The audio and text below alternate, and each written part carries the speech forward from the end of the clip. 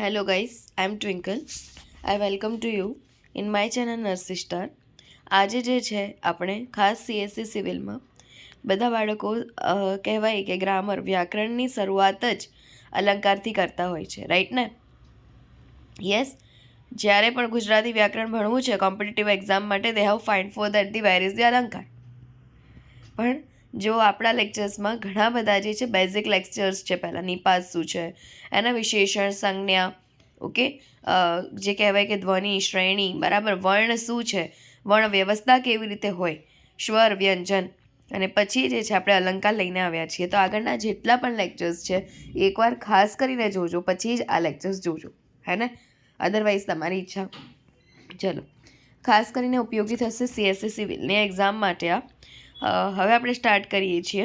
તો આજનો જે લેક્ચર્સ છે એની અંદર ખાસ કરીને મેં પહેલાં તો કોન્સેપ્ચ્યુઅલ રાખેલું છે, પછી જે છે નેક્સ્ટ લેક્ચર આપણે બનાવીશું એની અંદર જે છે કહેવાય કે અલંકારના ક્વેશ્ચનની ચર્ચા કરીશું. હા, અત્યારે એક્ઝામ્પલ્સ છે ઓબ્વિયસલી, હે ને?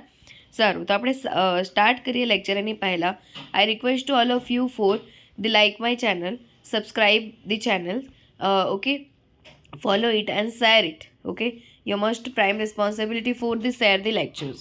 Whenever you have completed the see the lectures, how you can feel, હે ને? કેટલું શીખવા મળ્યું છે એ કોમેન્ટ્સમાં જરૂરથી લખજો, ઓકે?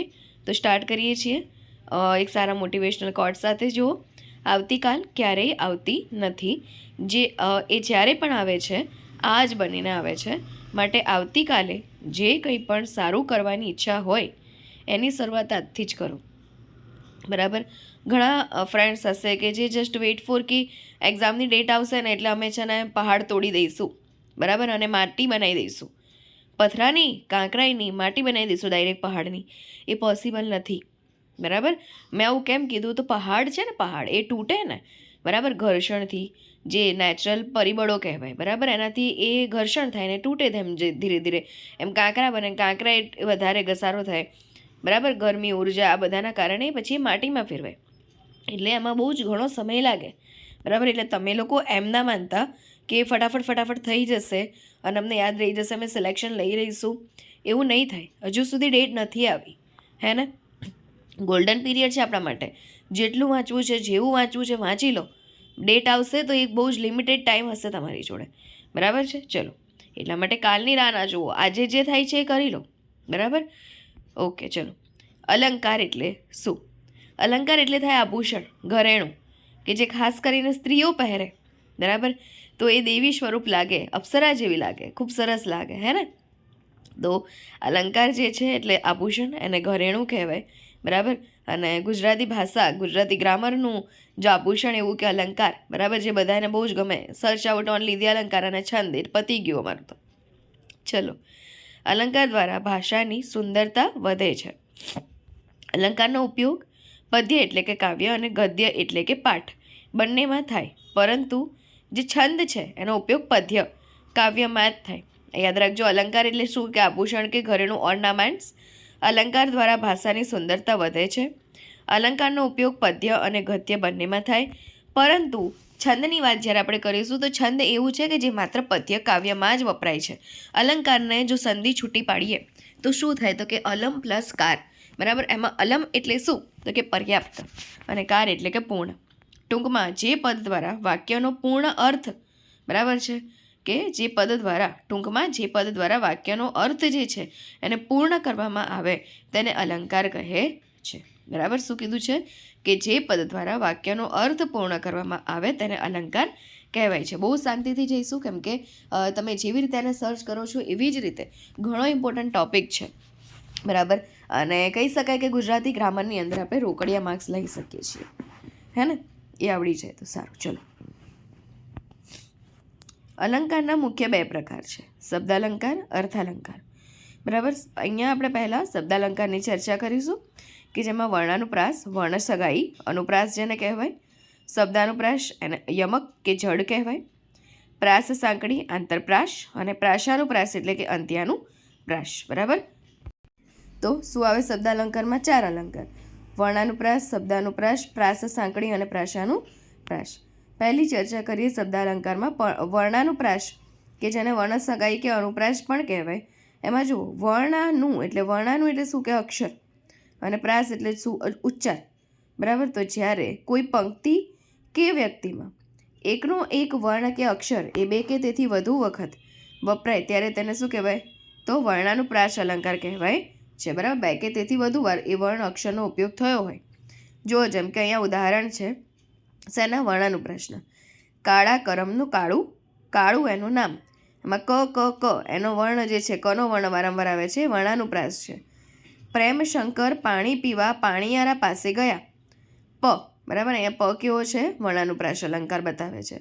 ગીલો ગામમાં ગયો હતો, તો ગ અહીંયા વર્ણાનુપ્રાસ છે. કાશીમાએ કામ કાઢ્યું, તો અહીંયા આ વાક્યમાં ક જે છે એ વર્ણાનુપ્રાસ છે. સાગરે ભાસતે ભવ્ય ભારતી, તો અહીંયા ભ જે છે એ વર્ણાનુપ્રાસ છે, બરાબર. યાદ રહેશે, બે કે તેથી વધુ વાર જે વર્ણ અક્ષરનું રિપીટેશન થાય એનાથી બનતો અલંકાર એટલે કે વર્ણાનુપ્રાસ, કે જેને શું કહેવાય બીજું? અનુપ્રાસ કે વર્ણ સગાઈ કહેવાય છે. હવે શબ્દાનુપ્રાસ, એને યમક કે જડ કહેવાય. તો જ્યારે કોઈ પંક્તિ કે વાક્યમાં એક જેવા શબ્દ હોય અથવા એક સમાન ઉચ્ચાર થતો હોય, રાઇમિંગ વર્ડ્સ, હે ને, ત્યારે વપરાતા અલંકારને શબ્દાનુપ્રાસ અથવા યમક અથવા જડ કહે છે, બરાબર. પંક્તિમાં એક જેવો શબ્દ કે એક સમાન ઉચ્ચાર થતો હોય, બરાબર, એને જે છે એનાથી બનતો અલંકાર એટલે શબ્દાનુપ્રાસ, યમક કે જડ.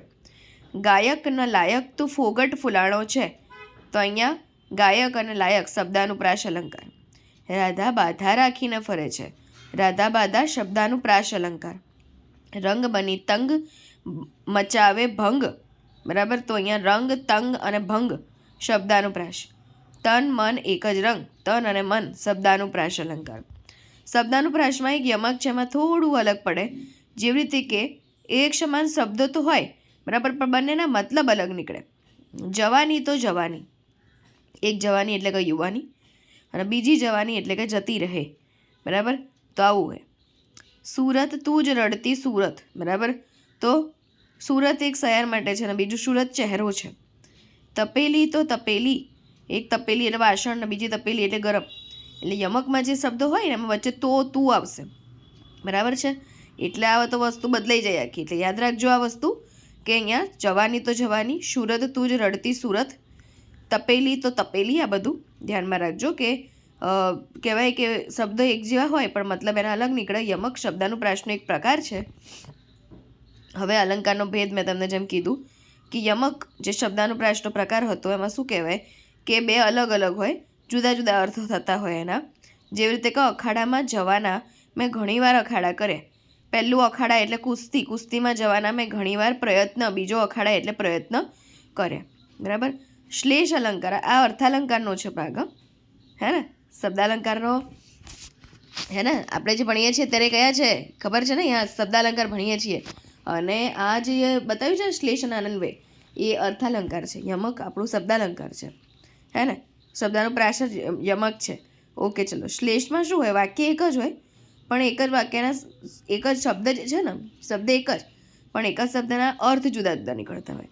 અને અનન્વય એટલે શું કે અહીંયા અલગ અલગ શબ્દ હોય, બરાબર, એના અર્થ જે છે એ નહીં જોવાના, એની સરખામણી દર્શાવવામાં આવી હોય. જેમ કે અહીંયા આપણે યમકમાં શું જોયું? તપેલી તો તપેલી, બરાબર ને, જુદો જુદો અર્થ નીકળે. તપેલી વાસણ ને એક તપેલી ગરમ, પણ એમ કે તપેલી એટલે તપેલી, તે સરખામણી થઈ. ખબર પડી તમને? તોની જગ્યાએ ખાલી એટલે આવી ગયું અને અનન્વય બની ગયું. તો એટલે મેં કીધું હતું કે આ વસ્તુ બહુ ધ્યાનમાં રાખજો આગળ, બરાબર. ફરી જુઓ, યમક, શ્લેષ અને અનન્વય. યમક આપણું શબ્દાલંકાર છે, બરાબર, અને આ શ્લેષ અને અનન્વય અર્થાલંકારમાં આવે. યમકમાં કેવું હોય કે બે શબ્દ જે છે ને એકના એક જ હોય પણ એના અર્થ જુદા જુદા નીકળે, બરાબર. તપેલી તો તપેલી એમ. અને શ્લેષમાં કેવું? શબ્દ એક જ, બરાબર, પણ એના અર્થ જુદા જુદા નીકળે. અને અનન્વય એટલે કેવું કે શબ્દ જે છે એ એક જ હોય પણ એના જે છે સરખામણી હોય, બરાબર, અર્થ નીકળે અલગ અને સરખામણી હોય. તપેલી એટલે તપેલી, બરાબર, આવું હોય. ફોર એક્ઝામ્પલ જુઓ કે મારા ભાઈનું 12મું પતી ગયું. 12મું કેવું કે ધોરણ 12 કહેવાય, અને મૃત્યુ પછી 12મા દિવસે જે કારજ કરે એને 12મું કહેવાય. એટલે આ કેવું થયું? બે એક જ શબ્દનો અર્થ અલગ અલગ નીકળે, તો કેવું થયું ગયું? શ્લેષ અલંકાર. સ્વર્ગની અપ્સરા તો સ્વર્ગની અપ્સરા જ ને, બરાબર. તને કેવું કહેવાય? યસ, સ્વર્ગની અપ્સરા તો સ્વર્ગની અપ્સરા જ ને, બરાબર. હવે જો સ્વર્ગની અપ્સરા સાથે સરખામણી છે, ભલે તો આવ્યો, બરાબર. તે અનન્વય અલંકાર છે. તપેલી એટલે તપેલી, આ સરખામણી કરી, તપેલી એટલે તપેલી, તો અનન્વય અલંકાર. સરખામણી હોવી જોઈએ અનન્વયમાં, ટૂંકમાં એટલું યાદ રાખવાનું, બરાબર. અને ડોઈ એટલે ડોઈ, એ પણ અનન્વય અલંકાર છે, કેમ કે એ પણ સરખામણી કરી. હવે શબ્દાલંકારમાં ત્રીજો એટલે કે અંત્યાનુપ્રાસ અલંકાર, જેના કહેવાય પ્રાસાનુપ્રાસ. અંતમાં રચાય અહીંયા પ્રાસ. જો જ્યારે પ્રથમ પંક્તિનો છેલ્લો શબ્દ અને બીજી પંક્તિનો પણ છેલ્લો શબ્દ એક સમાન ઉચ્ચાર ધરાવે ત્યારે તેને અંત્યાનુપ્રાસ અલંકાર કહેવાય, બરાબર. પ્રથમ પંક્તિનો છેલ્લો અને બીજી પંક્તિનો છેલ્લો હોય શબ્દ એક સમાન ઉચ્ચાર ધરાવતા હોય તેને શું કહેવાય? તો અંત્યાનુપ્રાસ અલંકાર કહેવાય. જોજો રે મોટાના બોલ, ઉજ્જળ ખેડે બાજ્યો ઢોલ, બરાબર. પ્રથમ પંક્તિનો છેલ્લો બોલ અને બીજીનો છેલ્લો ઢોલ, બોલ અને ઢોલ, પ્રાસાનુપ્રાસ અલંકાર.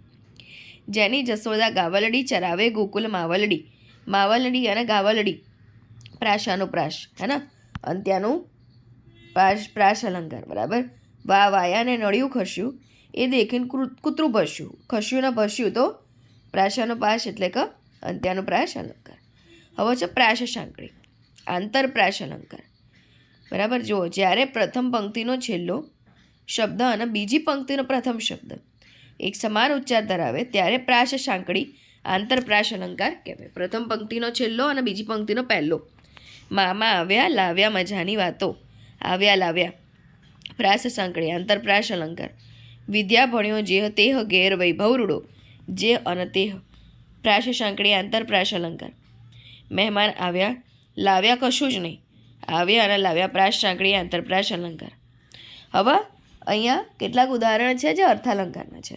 એમાં છે ઉપમેય, કે જેની સરખામણી કરવામાં આવે તે, અને ઉપમાન એટલે કે જેની સાથે સરખામણી કરવામાં આવી હોય.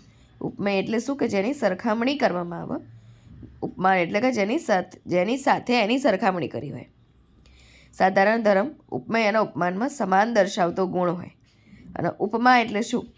તો જેવા, જેવું, જેવી, જેમ, આવું હોય. ઉપમાવાચક શબ્દ કહેવાય એને. નરેન્દ્ર મોદી રાહુલ ગાંધી જેવા ગોરા છે, બરાબર. તો નરેન્દ્ર મોદી ઉપમેય છે, એમને રાહુલ ગાંધીની જોડે સરખાવ્યા, એટલે ઉપમાન જેવા ઉપમાવાચક શબ્દ છે. અને ગોરા બંને વચ્ચેનો સાધારણ ધર્મ છે, બરાબર. બંને ગોરા છે ને, બરાબર. તો એ ઉપમા અલંકાર. હવે ચાલુ થયા તમારા આ અર્થાલંકાર. ઉપમા અલંકાર, જ્યારે એક વ્યક્તિ કે વસ્તુ અથવા બાબતની સરખામણી બીજી વ્યક્તિ, વસ્તુ અથવા બાબત સાથે કરવામાં આવે ત્યારે વપરાતા અલંકારનો ઉપમા અલંકાર કહેવાય. બંને અલગ અલગ હોય, બરાબર. જ્યારે એક વ્યક્તિ, વસ્તુ અથવા બાબત એની સરખામણી બીજી વ્યક્તિ, વસ્તુ અથવા બાબત સાથે કરવામાં આવે ત્યારે જે અલંકાર વપરાય એને કેવો અલંકાર કહેવાય? તો ઉપમા અલંકાર કહેવાય. સરખામણી કરવા માટે જેવા, જેવું, જેવી, જેમ, જેવો, પેઠે, સમાન, સરખું, સમી, તુલ્ય, સી વગેરે શબ્દ વપરાય છે. જુઓ ગાંડાની જેમ દોડે છે, બરાબર. જુઓ ગાંડાની જેમ દોડે છે, તો એ શું થઈ ગયું તમારું? આર્યું ઉપમા અલંકાર, હે ને, ઉપમા અલંકાર થાય, બરાબર. જુઓ છે ને, જુઓ એ ઘોડાની જેમ દોડે એમ કે છે, એટલે ઉપમા અલંકાર છે. એક વ્યક્તિ વસ્તુની બીજાની જોડે સરખામણી કરી. જુઓ એક વ્યક્તિ છે અને બીજા ઘોડાની જોડે સરખામણી કરી ડાયરેક્ટ. ચલો, પુરુષોની માફક સ્ત્રીઓ પણ કેળવણી લઈ શકે છે, એટલે પુરુષોની સરખામણી કોની? સ્ત્રીઓ સાથે, બરાબર. એક વ્યક્તિની બીજીની સાથે કરીને. અને કયો શબ્દ? તો માફક, બરાબર. તો એ પણ કેવું થઈ ગયું? ઉપમા અલંકાર. દમયંતીનું મુખ ચંદ્ર જેવું લાગે, બરાબર. તો દમયંતીના મુખને કોની સાથે સરખાવ્યું? ચંદ્ર સાથે, તો એ પણ સરખામણીથી ઉપમા અલંકાર. બબીતા બબીતા જેવી છે, આપણી બબીતા બબીતા જેવી છે, બરાબર. અને જેઠાજી જેઠાજી જેવા છે, બરાબર. તો એ કેવું થઈ ગયું ભાઈ? એ અહીંયા ઉપમા ના આવે. જો બબીતા બબીતા જેવી, જેઠાજી જેઠાજી જેવા, તો એ કેવું થઈ ગયું? અનન્વય અલંકાર. સરખામણી કરી, બબીતા બબીતા જેવી છે ને જેઠાજી જેઠાજી જેવા છે, હે ને. તો અનન્વયની અંદર શું હોય ખબર? સરખામણી થાય. તપેલી એટલે તપેલી, એવું સરખામણી હોય. પણ ઉપમાની અંદર શું હોય ખબર? એ અને બી અલગ અલગ હોય અને એ બેની વચ્ચેની વિશેષતા બતાવવામાં આવે, બરાબર. જેવા, જેવું ને જેવી વાપરીને ખબર પડે છે. અન્વય એટલે એનું એ જાત સાથે જ થાય. ઉપમાની અંદર એ અલગ હોય ને બી એ અલગ હોય ને બેને સરખાવ્યા હોય. અનિલ સિંહ ઝટ સાધણી ઉપડી, બરાબર. અનિલ સિંહ ઝટ સાધણી ઉપડી. એટલે અનિલની સાંઢણીની જોડે સરખામણી થઈ રહી છે ભાઈ, એટલે ઉપમા છે, બરાબર. અનિલ ઉપમેય છે, સરખામણી સાંઢણી સાથે, એટલે ઉપમાન સાંઢણી છે, બરાબર. અને સી એ સૂચકવાચક શબ્દનો ઉપમા અલંકાર. હવે અનન્વય અલંકાર, એનું સંધિ અનનું પ્લસ અય એવી પડે. આ બધું ક્વેશ્ચન આવી શકે છે એક્ઝામમાં ડાયરેક્ટ, બરાબર. અનન્વય અલંકાર એટલે કે અનનું પ્લસ અય, જ્યારે ઉપમેયની વ્યક્તિ, બરાબર, સરખામણી ઉપમેય સાથે જ કરવામાં આવે ત્યારે તેને અનન્વય અલંકાર કહેવાય. આપણે તો જોયું ને આ તો, બરાબર. તપેલી એટલે તપેલીવાળું, ડોઈ એટલે ડોઈ, બરાબર. ઉપમેયની સરખામણી ઉપમેય સાથે જ કરી હોય એને કહેવાય અનન્વય અલંકાર. સરખામણી કરવા માટે જેવા, જેવું, જેવી, જેમ, જેવો, પેઠે, સમાન, સરખું, શમી, બરાબર. ઓકે, આ તો આપણે જોયું. આપણે ઓકે આ જોવાનું છે. જો અનન્વયમાં કયા અલંકારમાં આવો ક્વેશ્ચન આવે છે કે કયા અલંકારમાં ઉપમેયને જ ઉપમાન ગણવામાં આવે, તો જેમ એનું એ જ થતું હોય એટલે અનન્વય અલંકારમાં. એમાં ઉપમેય અને ઉપમાન એક જ છે, બરાબર. બરાબર છે. કયા અલંકારમાં ઉપમેય અને ઉપમાન એને એક જ સમાન જ ગણવામાં આવતું હોય તો અનન્વય અલંકાર. માં તે માં, બીજા બધા વગડા નવા, બરાબર. તો માં ઉપમેય, સરખામણી ઉપમાન સાથે એ પણ માં જ છે. આને કહેવાય અનન્વય અલંકાર. અનન્વય જેને કોઈ અન્ય ઉપમાન નથી તે, કેમ કે ઉપમેય એ જ એનો ઉપમાન છે, બીજો ના હોય, અલગ ના હોય, બરાબર. રામલાલ રામલાલ છે, રામલાલ રામલાલ શું થયું? સરખામણી અનન્વય. રાજવી રાજવી છે, બરાબર. એ રાજવીની સરખામણી રાજવી જોડે અનન્વય અલંકાર. શિયાળો હોય શિયાળો અને ઉનાળો હોય ઉનાળો, અનન્વય અલંકાર. સ્વર્ગની અપ્સરા તો સ્વર્ગની અપ્સરા જ ને, અનન્વય અલંકાર. હીરો હીરા જેવો છે, કાચ કાચ જેવો છે, સરખામણી, બરાબર. હીરો હીરા જેવો છે ને કે કાચ કાચ જેવો છે તો અનન્વય અલંકાર. દંપતી એટલે પતિ પત્ની, એનું એ જ છે, જો અલગ નહીં. દંપતી એટલે જ પતિ પત્ની થાય, હે ને. સિનોનિમ્સ યુઝ કરી લીધું છે તો પણ અનન્વય અલંકાર. હવે ઉપમા જોયું, અનન્વય જોયું. ઉપમામાં ઉપમેય અને ઉપમાન બંને અલગ અલગ હતા, બરાબર, અને એની સરખામણી થતી હતી. અનન્વયની અંદર ઉપમેય એ જ ઉપમાન અને એમની સરખામણી થાય. ઉત્પ્રેક્ષાની અંદર જુઓ, જ્યારે ઉપમેય ઉપમાન હોવાની સંભાવના કે શક્યતા દર્શાવે ત્યારે તેને ઉત્પ્રેક્ષા અલંકાર કહેવાય, બરાબર. જ્યારે ઉપમેય કે ઉપમેય જે છે ને ઉપમાન હોવાની સંભાવના કે શક્યતા દર્શાવે, હોય નહીં, શક્યતા બતાવે, પ્રોબેબિલિટી, બરાબર, સંભાવના લાગે, એના કહેવાય ઉત્પ્રેક્ષા અલંકાર. ભેગું ના થાય, શાંતિથી સાંભળજો. અહીંયા સંભાવના સૂચક શબ્દોમાં જાણે, રખે, શકે, શું અને કદાચ. કદાચ એ લોકો રસ્તો ભૂલી ગયા હશે, કદાચ, ઉત્પ્રેક્ષા અલંકાર. દમયંતીનું મુખ જાણે શરદ પૂનમનો ચંદ્ર, જાણે, ઉત્પ્રેક્ષા અલંકાર. રખે ભાણે જ ન આવે તો, રખે ઉત્પ્રેક્ષા અલંકાર. સંભાવના, દેવોના ધામના જેવું, જેવું છે ભાઈ, ખબર નહીં એના જેવું એટલે કે એના જેવું છે, સંભાવના, ઉત્પ્રેક્ષા અલંકાર, બરાબર. હવે છે રૂપક અલંકાર. જ્યારે ઉપમેય અને ઉપમાન વચ્ચે એકરૂપતા, એક સમાન દર્શાવે તેને રૂપક અલંકાર કહેવાય. યાદ છે ને તમને? ઉપમામાં ઉપમેય અને ઉપમાન બંને અલગ અલગ હતા. અનન્વયની અંદર ઉપમેય એ જ ઉપમાન, બરાબર. ઉત્પ્રેક્ષાની અંદર સંભાવના કે શક્યતા હોય, અને રૂપકની અંદર શું છે? એકરૂપતા.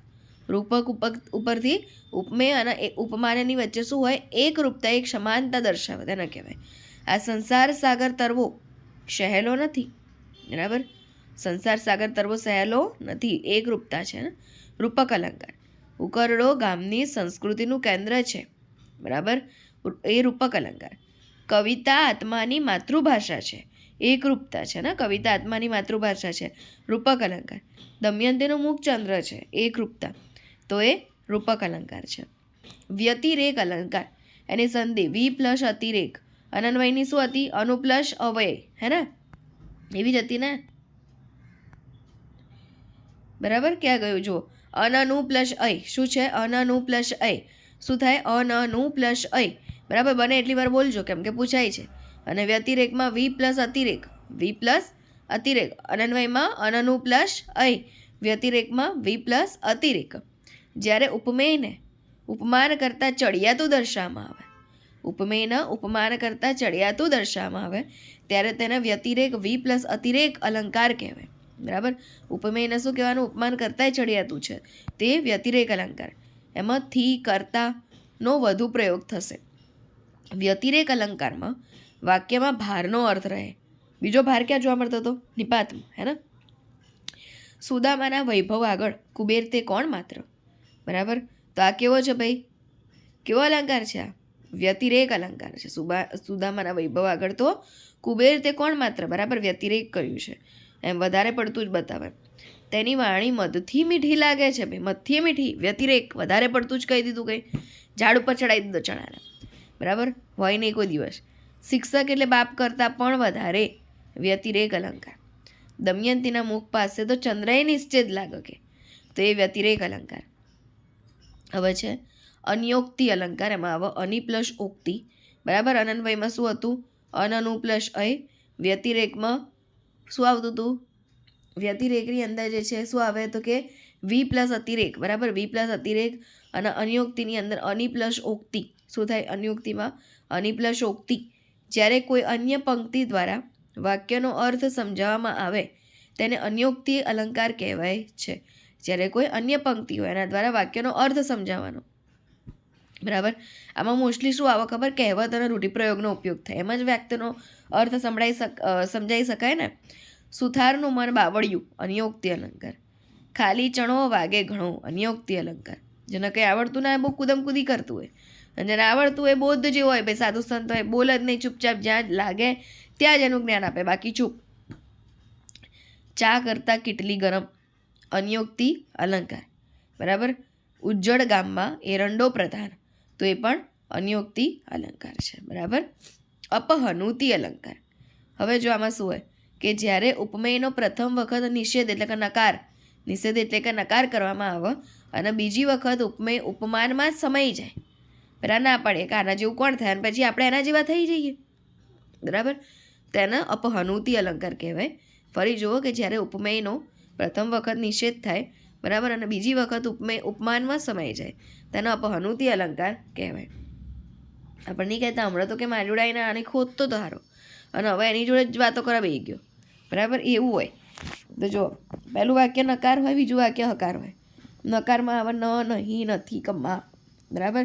મીરાને મન ઝેરે ઝેર નહીં, નકાર. અમૃત છે, અપહનુતિ અલંકાર. અધિકારીના મને ઓફિસ એ ઓફિસ નહીં, સ્વર્ગ છે, નકાર અને હકાર, અપહનુતિ અલંકાર.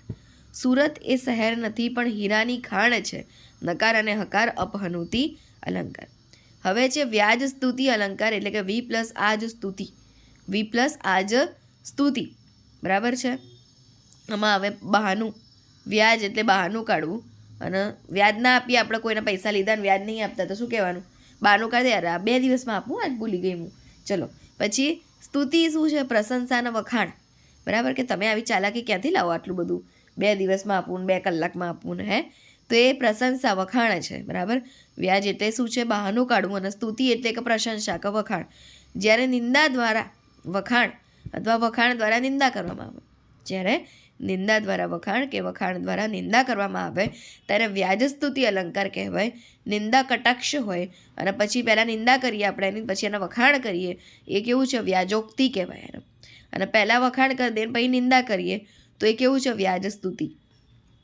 યાદ રાખજો, પહેલાં નિંદા કરીએ પછી વખાણ કરીએ તો વ્યાજોક્તિ, પહેલાં વખાણ કરીએ પછી નિંદા કરીએ તો વ્યાજ સ્તુતિ. પહેલાં શું કરાય? હંમેશા પહેલાં વખાણ જ કરાય પછી નિંદા કરાય, તો આપણું સાંભળવા ઊભો રહે. પેલું પહેલાં જેની નિંદા કરીએ તો આપણું સાંભળા ખરાય ઊભો નહીં રહે, બરાબર. એટલે વ્યાજ સ્તુતિ અને વ્યાજોક્તિમાં ધ્યાન રાખજો. વ્યાજ સ્તુતિમાં મોટા ભાગે ઉદ્ગાર ચિહ્ન આવે, બરાબર. વખાણ કરીને પછી નિંદા. વાહ શું તમારી બહાદુરી, ઉંદર જોઈને નાઠા, બરાબર, કે વાહ શું તમારી બહાદુરી. પહેલાં તો વખાણ કર્યા પછી ઉંદર જોઈને નાઠા, વ્યાજ સ્તુતિ અલંકાર. આ હોશિયાર વિદ્યાર્થી બીજા સ્થાનનો કટ્ટર વેરી છે, બરાબર. હોશિયાર વિદ્યાર્થી, પેલા વખાણ, બીજા સ્થાનનો કટ્ટર વેરી છે, બરાબર. તો નિંદા એટલે વ્યાજ સ્તુતિ અલંકાર. ગાંધીજી હિંસા અને અસત્યના કટ્ટર વેરી હતા. ગાંધીજી હિંસા અને અસત્યના, બરાબર, કટ્ટર વેરી હતા, એ પણ વ્યાજ સ્તુતિ. હું દોડવામાં સૌથી પહેલો જ આવતો, પાછળથી ગણતા. દોડવામાં સૌથી પહેલો જ આવતો, વખાણ કર્યા પછી કે પાછળથી ગણતા, નિંદા, વ્યાજ સ્તુતિ અલંકાર. રાજવીને છેલ્લી પાટી પર બેસવાનો શોખ છે. બરાબર, એ પણ હોય કોઈ દિવસ છેલ્લી પાટી પર બેસવાનો શોખ? ભાઈ ના હોય. બરાબર, વ્યાજ સ્તુતિ અલંકાર છે આ બધા. મારા નેત્ર બંધ હોય ત્યારે મને ઊંઘ તો સમજવો નહીં, એ મારી સમાધિ છે, નકાર હકાર, વ્યાજ સ્તુતિ અલંકાર. બરાબર. હવે સજીવા રોપણ અલંકાર. તો દૂરના ડુંગરો સાદ કરીને બોલતા હતા. ડુંગરો બોલો કોઈ દિવસ? ના. તો ડુંગરો કોઈ આર્ટિફિશિયલ થિંગ્સ છે કે જે નહીં બોલી શકતી, નેચરલ થિંગ્સ છે. એનો કોઈ આપણી જે આપણે મનુષ્ય બોલીએ, સાંભળીએ, ચાલીએ, હરીએ, ફરીએ એવી વસ્તુ સાથે સંકળાયેલી હોય કે દર્શાવી હોય, એને કહેવાય સજીવા રોપણ અલંકાર. બરાબર, સજીવનો કોઈ ગુણધર્મ બતાવ્યો હોય તો એ સજીવા રોપણ અલંકાર છે. કે દૂરના ડુંગરો સાદ કરીને બોલતા હતા, સજીવા રોપણ અલંકાર. પથ્થર થર થર ધ્રુજ્યા કરે છે, સજીવા રોપણ અલંકાર. ઘડિયાળના કાંટા પર હાંફ્યા કરે સમય, તો સજીવા રોપણ અલંકાર. પતિની યાદમાં ઓશીકું રાતભર રડ્યું, ઓશીકું રડા? ના. તો એ પણ સજીવા રોપણ અલંકાર. જ્યારે કોઈ નિર્જીવ વસ્તુ કે બાબતમાં માનવીય ભાવોનું, ગુણોનું આરોપણ કરવામાં આવે ત્યારે તેને સજીવા રોપણ અલંકાર કહેવાય. નિર્જીવ વસ્તુમાં માનવીય ભાવ જેવા કે હસવું, ખાવું, પીવું, દોડવું, ચાલવું વગેરે ગુણો ઉમેરવામાં આવે તેને સજીવા રોપણ અલંકાર કહે છે. હવે જુઓ છે દ્રષ્ટાંત અલંકાર. એટલે કે જ્યારે એક વાક્યના સમર્થનમાં બીજા વાક્ય દ્વારા તેનો અર્થ દર્શાવવામાં આવે તેને દ્રષ્ટાંત અલંકાર કહેવાય. દ્રષ્ટાંત, ઉદાહરણ. જ્યારે એક વાક્યના સમર્થનમાં બીજા વાક્ય દ્વારા તેનો અર્થ દર્શાવવામાં આવે તેને દ્રષ્ટાંત અલંકાર કહેવાય છે. જેમ કે મરતા મરતા સંતો બીજાને સુખી કરે, મરતા મરતાય સંતો બીજાને સુખી કરે, તે દ્રષ્ટાંત અલંકાર, ઉદાહરણ છે. બળતો બળતો ધૂપ બધું સુવાસિત કરે, દ્રષ્ટાંત અલંકાર. બરાબર ને? પીળા પર્ણો નથી થતા, કોઈ કાળે લીલા, ભાંગ્યા હૈયા નથી થતા, કોઈ કાળે રશીલા. બરાબર, એ દ્રષ્ટાંત અલંકાર. ગોળ વિના મોળો કંસાર, મા વિના શુનો સંસાર. બરાબર, દ્રષ્ટાંત અલંકાર. બરાબર, ઉદાહરણ રૂપે જોઈએ તો. બાકી બીજા રીતે તમે જુઓ તો શું થાય છે ત્યાં? કંસાર અને સંસાર, પહેલી પંક્તિનો છેલ્લો ને બીજી પંક્તિનો છેલ્લો શું થાય? અંત્યાનુપ્રાસ. Very good. બરાબર, અંત્યાનુપ્રાસ મળે અહીંયા. હવે વિરોધાભાસ અલંકાર. કે જે અલંકારમાં ઉપમેય અને ઉપમાન વચ્ચે વિરોધનો આભાસ થતો હોય તેને વિરોધાભાસ અલંકાર કહે છે. હે સિંધુ, તું ખારો છે છતાં અમીરસ છે. બરાબર, વિરોધાભાસ અલંકાર. ઉનાળે ગરમી વધુ હોય તો જ શ્રાવણ બારે માસ વહે, વિરોધાભાસ અલંકાર. ગઢ જીત્યો પણ સિંહ ગયો, વિરોધાભાસ અલંકાર. સ્વભાવોક્તિ અલંકાર. જ્યારે કોઈ ઘટનાનું જેવું છે તેવું જ વર્ણન કરવાનું. બરાબર, એને કહેવાય સ્વભાવોક્તિ અલંકાર. સાચે સાચું જે થયું હતું એનું એ જ કહેવાનું, એનું એ વર્ણન કરવું, એટલે સ્વભાવોક્તિ અલંકાર. હિમાલયની પર્વતમાળામાંથી નદીઓ વહેતી હતી, ઝરણાઓની એક બાજુએ છોકરી ઊભી હતી અને તે સંગીત કરતી હતી, પંખીઓ કલરવ કરે છે. આ બધું કેવું છે? સ્વભાવોક્તિ અલંકાર છે. એઝ ઇટ ઇઝ બતાવવાનું. હવે અતિશયોક્તિ અલંકાર. જ્યારે કોઈ વાસ્તવિક ઘટનાની વધારીને ઉપમેય અને ઉપમાનમાં સમાઈને જે અલંકાર વપરાય તેને અતિશયોક્તિ અલંકાર કહેવાય. બરાબર, હોય વાસ્તવિક ઘટના પણ એને એઝ ઇટ ઇઝ કીધું હોય તો સ્વભાવોક્તિ થઈ જાય. પણ શું કર્યું? મરચું મસાલો ભભરાયો અંદર. બરાબર, આપણને કોઈ વાત કરી હોય તો આપણે બીજાને કહીએ ત્યાં સુધી તો 3-4 સેન્ટેન્સ આપણે એડ થઈ ગયા હોય, હે ને? એ વધારો કરવો એને કહેવાય અતિશયોક્તિ અલંકાર. સમગ્ર વિશ્વમાં નામના શબ્દને ટેકે ઊભું છે. સમગ્ર વિશ્વમાં નામના શબ્દને ટેકે ઊભું છે, અતિશયોક્તિ અલંકાર. ભીમે ગદા ઉપાડી એટલામાં બધા નીચે પડે. ગદા ઉપાડી જ છે હજુ તો ખાલી, એમાં બધા નીચે પડી ગયા. અતિશયોક્તિ કે વધારે જ પડતી એની કહેવાય ને કે બરાબર વધારો કરી દીધો છે એની વાતમાં, હે ને? રે સૂર્યમાં માછલીઓ તરે. બરાબર, તરે કોઈ અતિશયોક્તિ અલંકાર. બરાબર. હવે શ્લેષ અલંકાર જોયો તો ને? તો એક જ શબ્દના અલગ અલગ અર્થ. જ્યારે પંક્તિ કે વાક્યમાં એક જ શબ્દના બે જુદા જુદા અર્થ નીકળે ત્યારે વપરાતા અલંકારને શ્લેષ અલંકાર કહેવાય છે. વર્ષા તમારી રાહ જુએ છે. વર્ષા નામે થાય ને વરસાદ પણ થાય એટલે શ્લેષ અલંકાર. આ પોતાની ડોલ છે. પોતું એટલે ખુદે થાય ને પોતું એટલે પોતું મારવાની ડોલ, એટલે એ પણ શ્લેષ અલંકાર. આ રમણીનો રાગ કોને ગમે? રાગ એટલે કંઠ અને સ્નેહ, બરાબર, એ પણ શ્લેષ અલંકાર. કિરીટલાલ નામના આચાર્ય છે, એટલે નામના એટલે પ્રખ્યાત અને નામના એટલે કશું જ નહીં, બરાબર, એ શ્લેષ અલંકાર. તમે પસંદ કરેલું પાત્ર પાણી વિનાનું છે, પાત્ર એટલે કે વાસણ અને અભિનય, શ્લેષ અલંકાર. મગનનું 12મું પતી ગયું, 12મું એટલે ધોરણે હોય, બીજું 12મું એટલે મરી ગયા પછીનું, બરાબર, તો શ્લેષ અલંકાર. જ્યારે શબ્દને જુદા પાડવાની કે ભેગા કરવાથી અર્થ નીકળે, અર્થ બદલાય, તેને પણ શ્લેષ કહેવાય. આ શબ્દને તમે જુદું પાડો કે અલગ, એ જ થયું ને. તો જુઓ, આ પહેલું જ લઈ લો તો આ પોતાની ડોલ છે, એમાં તમે એમ કહો આ પોતા, પછી લખો ની ડોલ છે, થઈ ગયો અલગ. બંને મતલબ એ અલગ નીકળે, ભેગા કરી દો તો મતલબ અલગ, અને દૂર કરો તો અલગ.